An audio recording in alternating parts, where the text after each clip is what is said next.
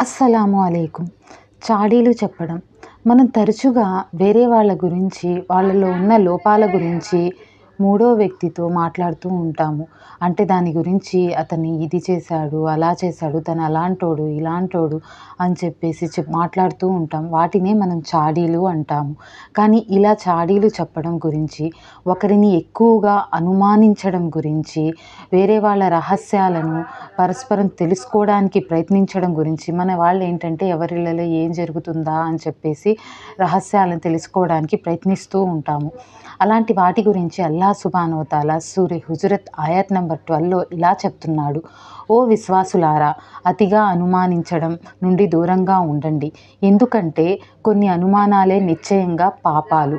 మరియు మీరు మీ పరస్పర రహస్యాలను తెలుసుకోవడానికి ప్రయత్నించకండి మరియు చాడీలు చెప్పుకోకండి.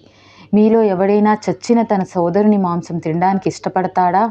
మీరు దానిని అసహ్యించుకుంటారు కదా. అల్లాహ్ పట్ల భయభక్తులు కలిగి ఉండండి. నిశ్చయంగా అల్లాహ్ పశ్చాత్తాపాన్ని అంగీకరించేవాడు, అపార కరుణాప్రదాత.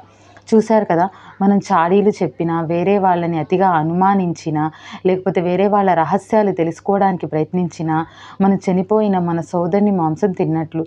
సో దాన్ని మనం ఇష్టపడతామా? లేదు కదా. అందుకే ఇలాంటి పనుల నుంచి దూరంగా ఉండండి. అంతేకాదు, ఈ చాడీలు చెప్పడం, వేరే వాళ్ళ రహస్యాలు వినడం వల్ల కూడా చాలా నష్టాలు కలుగుతాయి.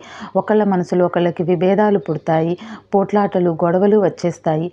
అందుకని ఇలాంటి వాటి నుంచి మనం దూరంగా ఉందాం. ఒకళ్ళ గురించి మనం చెడుగా, వాళ్ళలో ఏదైనా నచ్చకపోతే డైరెక్ట్గా వాళ్ళతోనే చెప్తాము. అస్సలాము అలైకుం వరహమతుల్లాహి వబరకాతుహు.